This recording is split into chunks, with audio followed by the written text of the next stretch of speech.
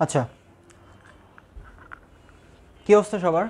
পর্যায়ক্রমিক আলোচনায় আজকে যে অ্যাপ্লিকেশন নিয়ে আমরা এখন আলাপ করব সেটা হচ্ছে ভেক্টরের যে অ্যাপ্লিকেশনটা, সেটার নাম হচ্ছে সাম্যাবস্থা। ঠিক আছে, আমরা আসলে সাম্যাবস্থা নিয়ে আলাপ করব। কথা হচ্ছে সাম্যাবস্থা আসলে কখন ক্রিয়েট হয়। দেখো, ধরো এইখানে ওই যে দেখছো না, এরকম একটা সুতাতে এরকম একটা রুমাল বাঁধে, এরকম একটা রুমাল বাঁধে, এরকম রুমাল বেঁধে এভাবে নিচে একটা দাগ দেয়া থাকে। এখন এই দিক থেকে একজন টানতেছে, এই দিক থেকে আরেকজন টানতেছে। ঠিক আছে, এখন দুইজন যদি 10 নিউটন আর 10 নিউটন বলে টানে, তাইলে দেখো এই অবস্থানে দুইটা ভেক্টর কাজ করতেছে, দুইটা ভেক্টর বিপরীত দিকে কাজ করতেছে। তাহলে দুইটা ভেক্টর যদি বিপরীত দিকে কাজ করে, আমরা কি জানি যে দুইটা ভেক্টর যখন বিপরীত দিকে কাজ করবে তখন তাদের লব্ধি কি হয়? তাদের লব্ধি হয় ওই যে কেস 2, তাদের বিয়োগফলের সমান। তাহলে তাদের লব্ধি কত হবে? তাহলে তাদের লব্ধি হবে, তাহলে 10 - 10 0। তাহলে লব্ধি যদি 0 হয়, তাহলে এই রুমালটা না এই দিকে যাবে না এই দিকে আসবে। তার মানে কোনো একটা বিন্দুতে যদি একাধিক ভেক্টর কাজ করার ফলে রেজাল্ট মিন্স লব্ধি যদি 0 হয়, তাহলে এই ঘটনাকে আমরা বলি সাম্যাবস্থা। তার মানে এই জায়গাতে একটা সহজ সরলভাবে একটা সাম্যাবস্থা তৈরি হয়েছে। যদি দুইটার জায়গায় 3টা ফোর্স থাকে, তখন আসলে সাম্যাবস্থা কিভাবে অর্জন হয়, বা তখন আসলে কি কি কোশ্চেন আমাদের কাছে জানতে চাওয়া হয় এবং সেগুলো কিভাবে আমরা অ্যান্সার করব, সেটা হচ্ছে দেখো ব্যাপারটা সিম্পল। যদি এমন হয় যে এই দিকে একটা বল কাজ করতেছে, ঠিক আছে, তারপরে সে ফর এক্সাম্পল এই দিকে আরেকটা বল কাজ করতেছে, এইদিকে আরেকটা বল কাজ করতেছে। কথা হয়েছে এই বলের মান তোমার 1 এবং এই বলের মানও 1, ঠিক আছে, কিন্তু এই দুইটা বল পরস্পর 90 ডিগ্রি কোণে ক্রিয়া করতেছে। এখন কথা হয়েছে, তোমাকে জানতে চাওয়া হয়েছে তৃতীয়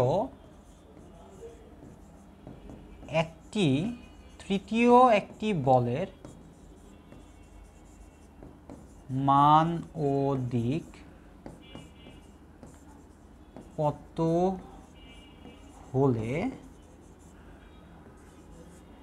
ব্যবস্থাটি সাম্যাবস্থায় পৌঁছাবে। ঠিক আছে, এই আইডিয়াটুকু তোমরা স্থির তড়িতের মতো চ্যাপ্টারে কাজে লাগাইতে পারবা, তোমরা গ্র্যাভিটি চ্যাপ্টারে কাজে লাগাইতে পারবা, তোমরা হচ্ছে নিউটনিয়ান ফিজিক্স যেটা আছে সেটাতে কাজে লাগাইতে পারবা, তুমি ওয়ার্ক ফোর্স এনার্জি, কাজ ক্ষমতা শক্তি যে চ্যাপ্টারটা আছে সেখানে কাজে লাগাইতে পারবা এই আইডিয়াটা। কথা হচ্ছে তৃতীয় একটি বলের মান আর দিক কত হলে ব্যবস্থাটি সাম্য অবস্থায় পৌঁছাবে। ঠিক আছে, এরকম হয়েছে কথা।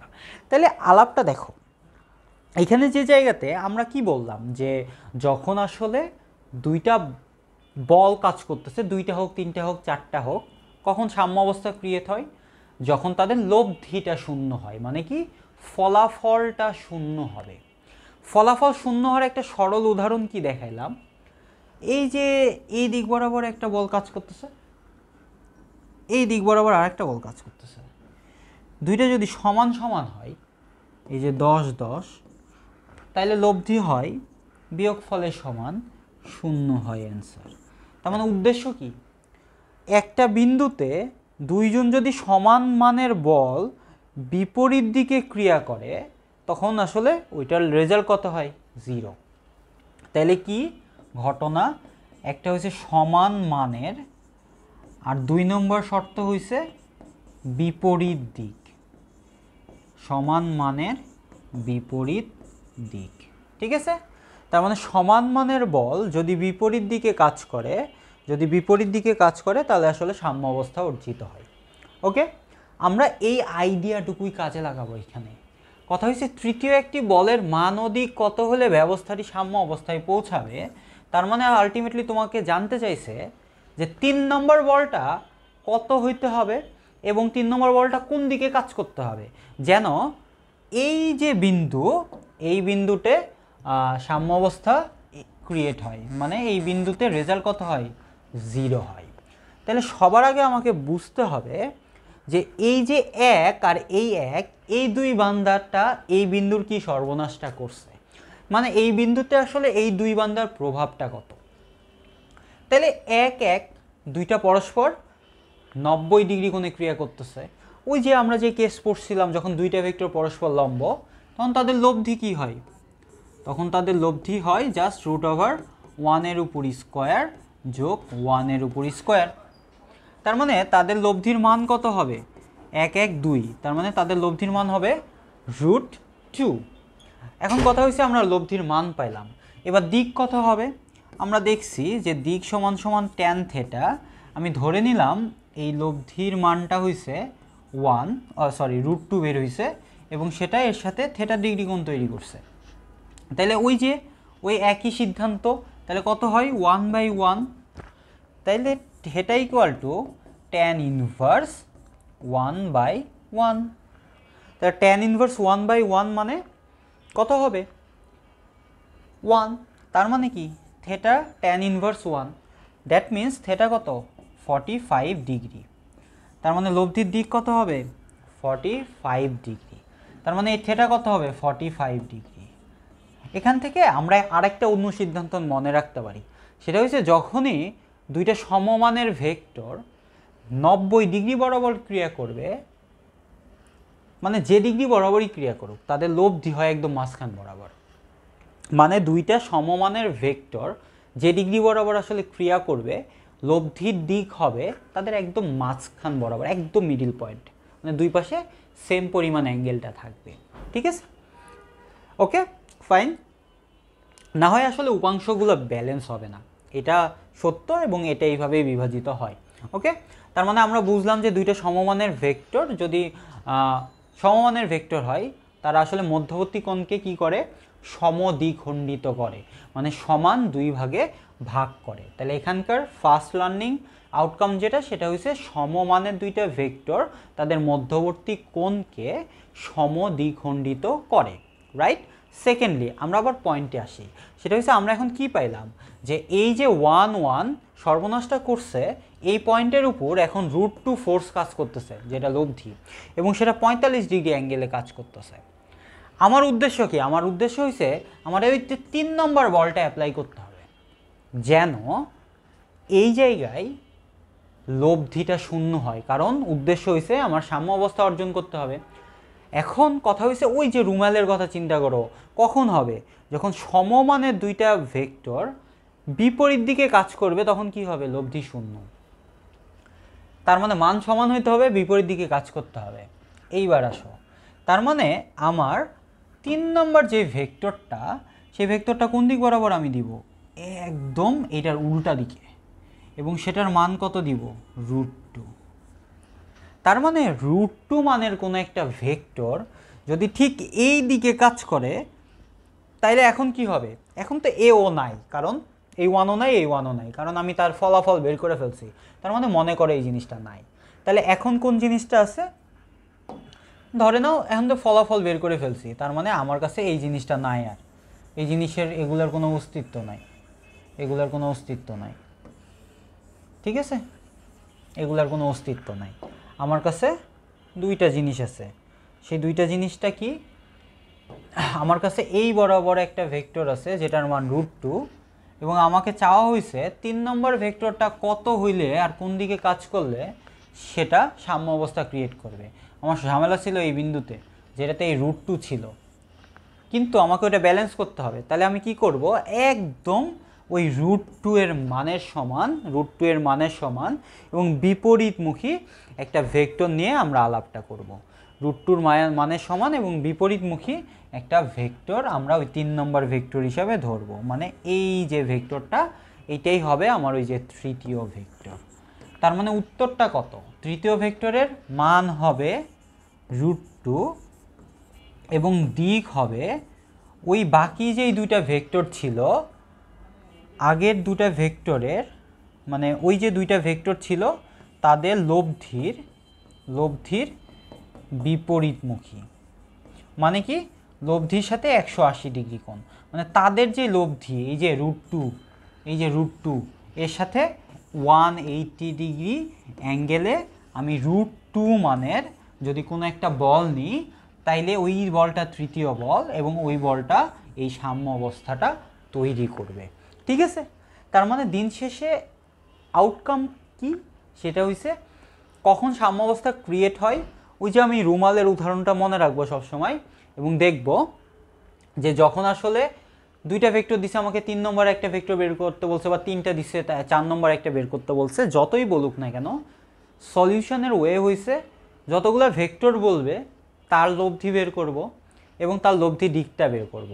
তারপর আমি ফাইন্ড আউট করব ওই লব্ধিটা মান কত এবং দিক কত। তারপর আমি অ্যান্সারটা বলবো, তাহলে এই মানের সমান এবং ওই লব্ধির দিকের সাথে 180 ডিগ্রি বরাবর তুমি যদি 4 নম্বর বলটা নাও বা 5 নম্বর বলটা নাও বা 3 নম্বর বলটা নাও, তাইলে হয়েছে ওই ব্যবস্থাটা, ওই পুরা সিস্টেমটাকে আমরা ব্যবস্থা বলতেছি, তো ওই ব্যবস্থাটা সাম্য অবস্থায় আসবে। ঠিক আছে, এই হয়েছে এখানকার আলাপ। তারপরে যদি আমরা আগাই, দেখো তারপর যদি আমরা আগাই তাহলে ব্যাপারটা এমনও কিছু এক্সাম্পল আসতে দেখা যায় যে ধরো তোমাকে বলছে যে 9 নিউটন, 12 নিউটন ও 13 নিউটন,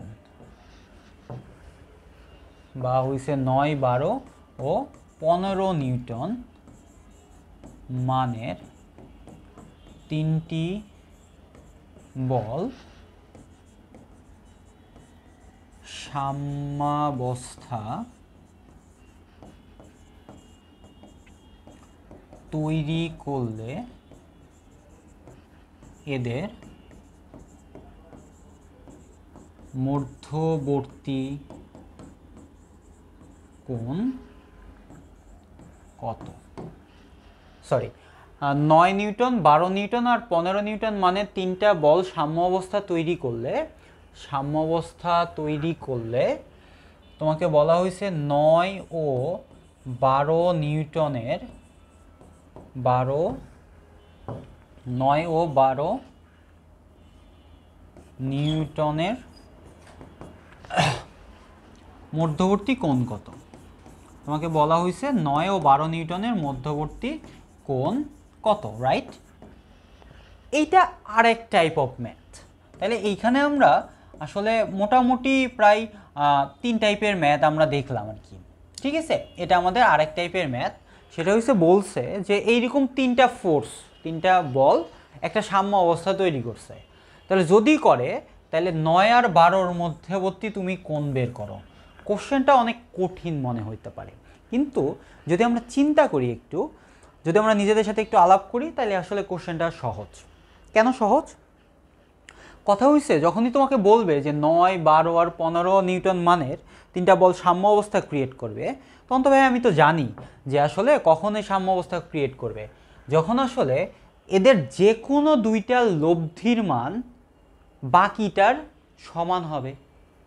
কারণ সাম্য অবস্থা শর্তই তো ওটা ছিল যে যে কোনো 2টা লব্ধির মান বাকিটার সমান হবে, বা 4টা থাকলে যে কোনো 3টা লব্ধির মান বাকিটার সমান হবে। তার মানে আসলে ওই একটা বাদে বাকিগুলার সবার লব্ধির মান ওই বান্দাটার সমান হইতে হবে। এখন কথা হয়েছে, তার মানে আমার যদি এই অঙ্কে 9, 12 আর 13, 15 মিলে সাম্য অবস্থা তৈরি করে, তার মানে এই 2টা লব্ধির মান এটার সমান, আবার এই 2টা লব্ধির মান এটার সমান হইতে হবে, আবার এই 2টা লব্ধির মান এটা সমান হইতে হবে।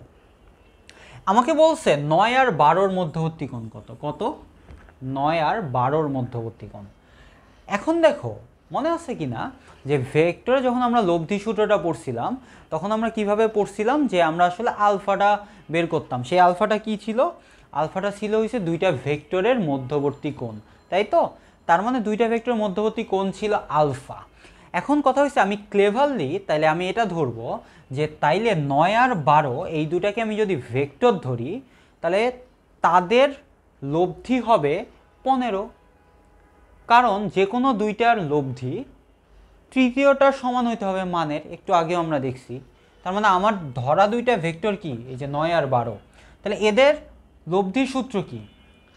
আর সমান সমান রুট ওভার 9 উপর স্কোয়ার প্লাস 12 উপর square plus 2 into 9 into 12 into cos alpha. এটাই তাদের মধ্যবর্তী কোণ যেটা আমার কাছে চাইছে। এখন কথা হয়েছে যদি সাম্য অবস্থা তৈরি হয় তাহলে 9 আর 12 লব্ধি কত হবে, ওই যে বাকিটা 15, তাহলে 15 ইকুয়াল টু 9 উপর স্কোয়ার যোগ 12 উপর square plus 2 into 9 into 12 into cos alpha. ঠিক আছে, তাহলে আমরা সব কিছু পেয়ে গেছি। এখন জাস্ট আমরা এইখানে ক্যালকুলেট করলেই সব কিছু পেয়ে যাব, কারণ এখানে ক্যালকুলেশন ইজি। তাহলে কত হবে, তাহলে 15 উপর স্কোয়ার মাইনাস 9 উপর স্কোয়ার মাইনাস 12 উপর স্কোয়ার, তার মানে টোটালটুকু স্কোয়ার করলে কত আসতেছে, 0 আসতেছে। এটা সমান সমান তাহলে 2 ইন্টু 9 ইন্টু 12 কস আলফা। ঠিক আছে, 2 ইন্টু 9 ইন্টু 12।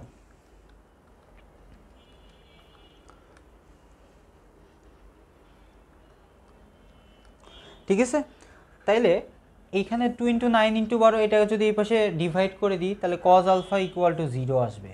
তাহলে cos alpha equal to 0, that means alpha equal to কত, আলফা ইকুয়াল টু 90 ডিগ্রি। তার মানে আমরা দেখলাম যে ওই দুইটা ভেক্টরের মধ্যবর্তী অ্যাঙ্গেল কত, 90 ডিগ্রি। ঠিক আছে, এই ধরনের ম্যাথমেটিক্যাল প্রবলেমগুলো আসে।